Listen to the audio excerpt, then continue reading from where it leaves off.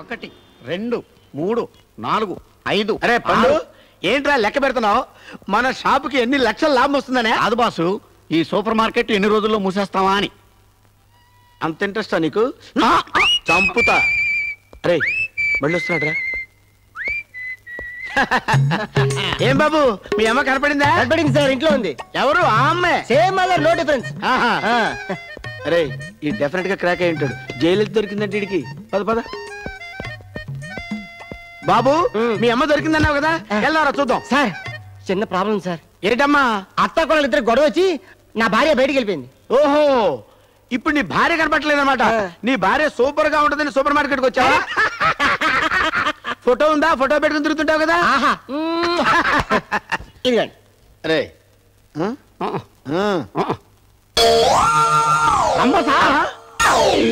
Rumba, rumba నీ పెళ్ళావా? నా భార్య నా కళ్ళకే కాదండి, మీ కళ్ళకి కూడా రంబలా కనపడుతుంది. చూడండి. చూడరా, సినిమా యాక్టర్ రంబేడి పెళ్ళామంట. మెంటల్ మొదలైందండి. అంతేగా. చూడు నాయనా, ఏంటండి? మీ ఆవిడ మా షాపుకి వచ్చి చింతపండు, అప్పడాలు, రసనా ప్యాకెట్లు కొన్నప్పుడు నేను జాగ్రత్తగా తీసుకొచ్చి నీ దగ్గర వదిలిపెడతా. నువ్వు వెళ్ళరా నాయన. ఫోటో ఇచ్చండి. ఉంచనా? ఓకే. వీడెవడరా మన షాపుకి దరిద్రం పెట్టినట్టు పెట్టాడు. మన షాప్ తప్ప వీడికి ఇంకే షాపు దొరకలేదా? సూపర్ మార్కెట్ మహా సూపర్ కదా, ఎలాగో మూసేస్తున్నాం కదా, అందుకని ఒకసారి వచ్చి వెళ్తున్నాడు.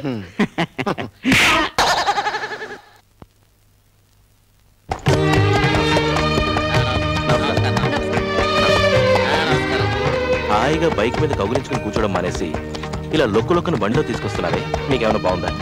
ఊరి పెద్దగా వెళ్ళేటప్పుడు పద్ధతిగా వెళ్ళాలి. మాట్లాడతాను. ఏమిటి పద్ధతి? ఇంటికి వెళ్ళేలోపు నీ నడుము విరిగిపోతుంది. ఆ తర్వాత నువ్వు కర్ర పట్టు. మాట్లాడుతున్నా చూడండి. నమస్కారం. నమస్కారం.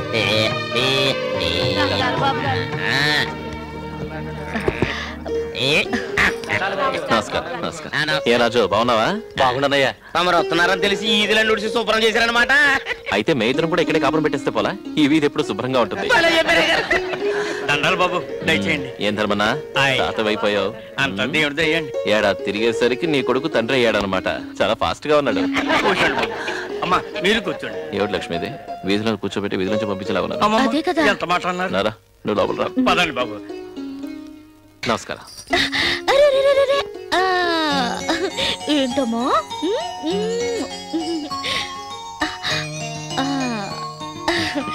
బిడ్డ తండ్రి పోలికే. అవునండి. అయ్యారు తమ చేతితో తొలిసారి బిడ్డకు తేనె తాపించండి బాబు. రేయ్, నాలా పెద్ద వీరుడు అవ్వాలరా. పిల్లాడు కాదు, పిల్ల. ఓహో, అయితే నీ పాటి ఇదిగో, నీలా గయ్యాడు అవ్వాలని దీవించు. ఏంటి? అదే లక్ష్మి, నీలా మహాలక్ష్మి అవ్వాలని దీవించు. అయిపోయింది. బిడ్డ నోరు తీపి చేయడం అయిపోయింది. మా నోరు ఏమైనా తీపి చేయడం ఉందా? మీరు మా ఇంట్లో ఏంటి? మీ ఇంట్లో ఏంటి? నాకు అలాంటి పట్టింపులు ఏం లేవు. మీరు తీసుకొస్తారా, నన్ను తెచ్చుకోమంటారా? చూడండి, ఎవరు ఆకాశం నుంచి ఊడిపడలేదు. అందరూ అమ్మ కడుపు నుంచే పుట్టారు. ఇదిగోండి బాబు, తీసుకోండి అయ్యా. అదిరేంది, నీకంటే బాగానే చేశారు. చూడకు, కొట్టడం తిట్టడం ఇంట్లో పెట్టుకో. సరేనండి, వస్తానండి. వాళ్ల చేతుల మీదుగా పెళ్లిళ్ళు చేసుకున్న వాళ్ళందరూ తల్లిదండ్రులు అయిపోతున్నారు. కానీ పెళ్ళే ఇన్నేళ్లైనా వాళ్ళని మాత్రం తల్లిదండ్రులు చేయలేదు ఆ పాపిష్టి దేవుడు.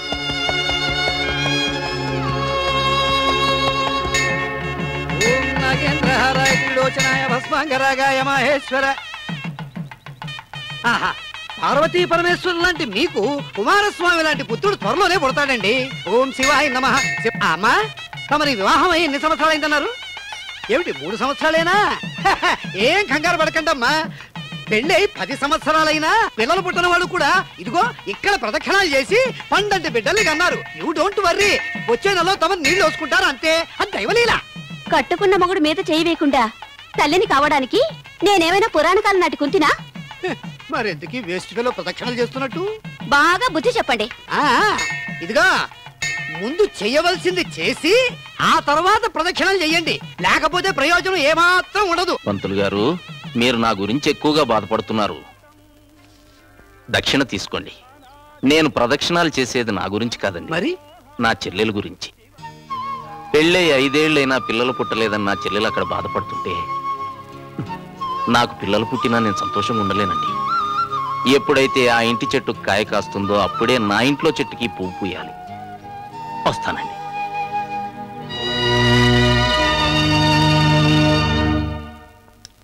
ఆహా, అదిరింది లక్ష్మి. వంట చేయడంలో నేనెవరు కొట్టలేరు. ఇంకేం చేసావు? రారా, నువ్వు బ్రహ్మాండంగా వంట చేస్తున్నావు లక్ష్మి.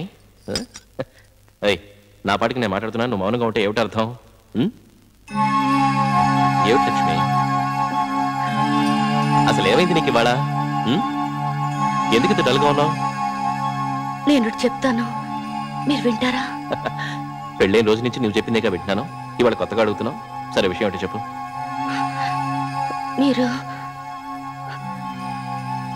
మీరు ఇంకో పెళ్లి చేసుకోండి. ఇది పర్వాలేదు కానీ ఇందాకేమన్నావు? సరిగ్గా వినిపించలేదు. ఇంకోసారి చెప్పు. చెప్పు లక్ష్మి.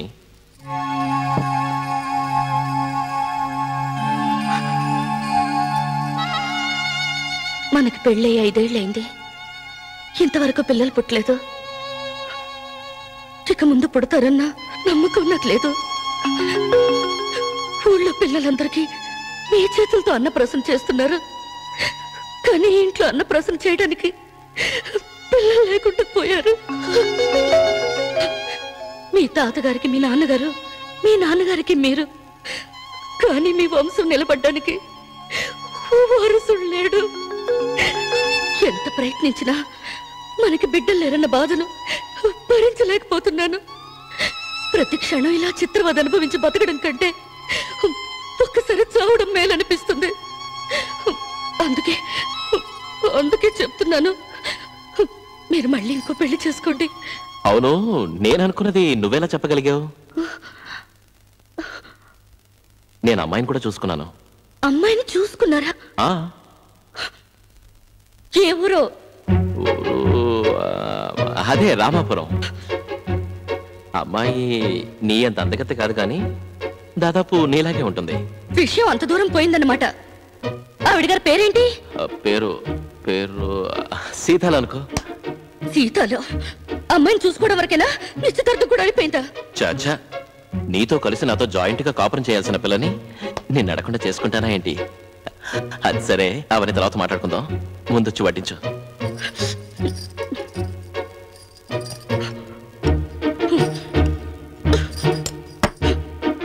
ఏంటి వడ్డించడం? ఇలాగే వడ్డిస్తారా? ఓ పద్ధతి పాడు లేదా? వచ్చేది పద్ధతిగా వడ్డిస్తుందండి, అప్పుడు బాగా తినండి.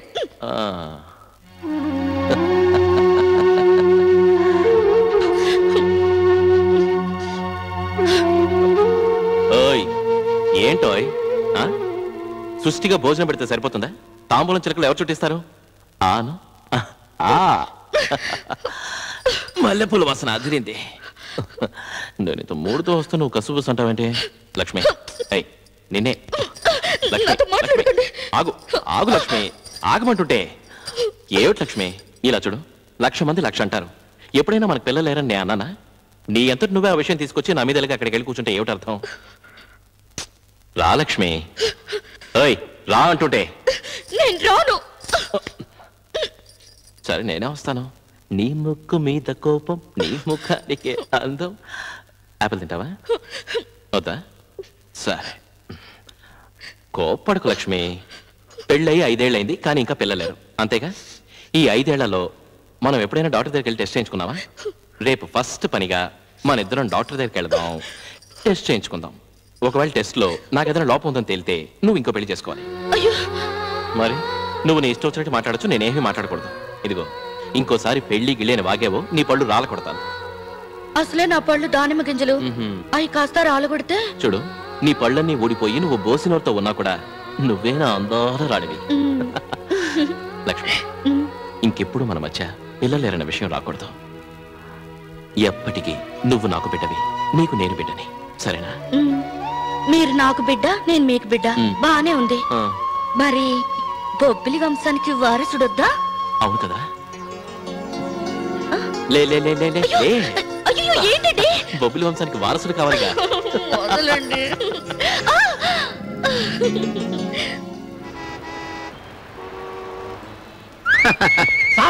ఆ మెంటల్ గారు మళ్ళీ వస్తున్నాడు సార్. రే కూర్చో, మనం లేవని చూద్దాం. ఇక్కడ ఎవరు లేరండి, అస్సలు ఎవరు లేరు. నేను చూడలేదండి. షాప్ లో ఎవరు లేరు. చూసి దాక్కున్నారేంటి? అబ్బే దాక్కలేదమ్మా, చిల్లర డబ్బులు పడిపోతే ఎత్తుకుంటున్నాం. అవును, మీ అమ్మ మీ ఆవిడ దొరికారా? దొరికారండి. చాలా సంతోషం అయ్యా. మీ అమ్మని మీ ఆవిడని చూద్దాం, వెళ్దాం పదా. సార్ చిన్న ప్రాబ్లం సార్. ఏంటి? 2 రోజుల నుంచి మా ఇల్లు కనిపెడతలేదు. ఇల్లు కనపట్టలేదా? Too much. బాబు, ఇంటికి సంబంధించిన ఫోటోలు నీ దగ్గర ఉన్నాయమ్మా? అమ్మా, ఇది తాజ్ మహల్ కదయ్యా, దీన్ని కట్టించింది షాజహాను. అవునా? షాజహాన్ మా మేస్త్రి అండి. షాజహాన్ టాపీ మేస్త్రి ఏంటి బాబు? ఇది ప్రపంచంలో ఉన్న 7 వింతల్లో ఒక వింత బాబు. షాజహాన్ తన ప్రేయసి జ్ఞాపకార్థం కట్టించుకున్న అందాల మేడ నాయన. అలా అని చెప్పుకుంటారా? చెప్తా సార్. ఈ ఇల్లు కోసం పాల్కోల్ నుంచి పాలరాయి, సింగపూర్ నుంచి సిమెంట్ తెప్పించి కరెక్ట్ వాస్తుతో కట్టించారు సార్. ఆగ్రాలో కట్టించి ఆంధ్రాలో వెతుకుంటావే నాయన. అయితే ఎవడో నిగ్గురోడు దాన్ని కిడ్నాప్ చేసి తీసుకెళ్లి ఆగ్రాలో పెట్టాడా? పెట్టుంటాడు, వాడంతా చూడు. ఓకే సార్, చిన్న రిక్వెస్ట్ సార్. ఏంటమ్మా? ఆగ్రా ఎక్కడ ఉంది సార్? ఆగ్రా ఢిల్లీ దగ్గర ఉంది.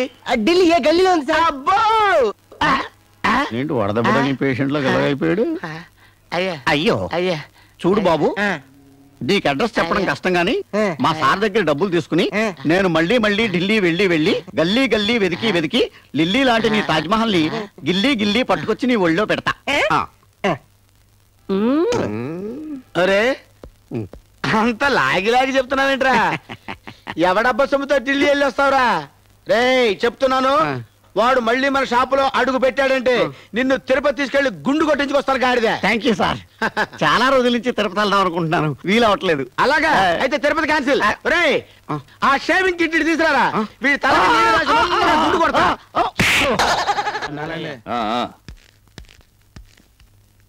నువ్వెవర్రా?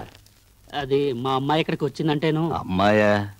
లోపల చెన్నయ్య గారు ఆశీర్వాదం ఇస్తున్నారండి. నువ్వు నా కొడుకు అని చెప్పుకోవడానికి నామూషిగా ఉందరా నాకు. ఒరే, జమీందారి వంశంలో బట్టి ఇలా అనాకానే ఆడాలతో తిరగడానికి సిగ్గులేదా నీకు? అయినా ఈ ఆడాళ్ళ పిచ్చి ఎక్కడి నుంచి పట్టుకుంటారా నీకు?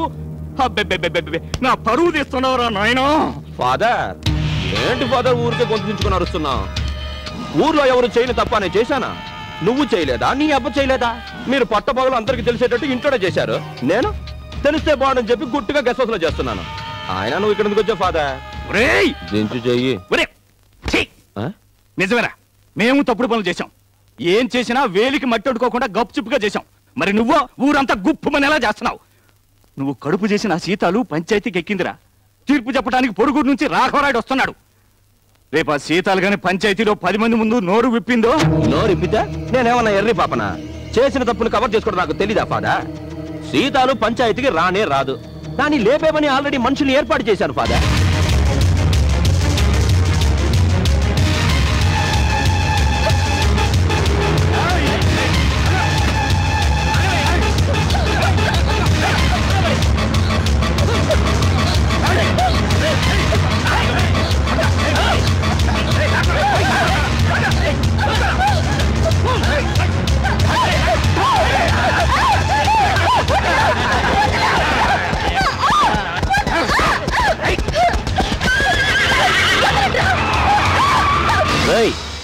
ఎవరా మీరు?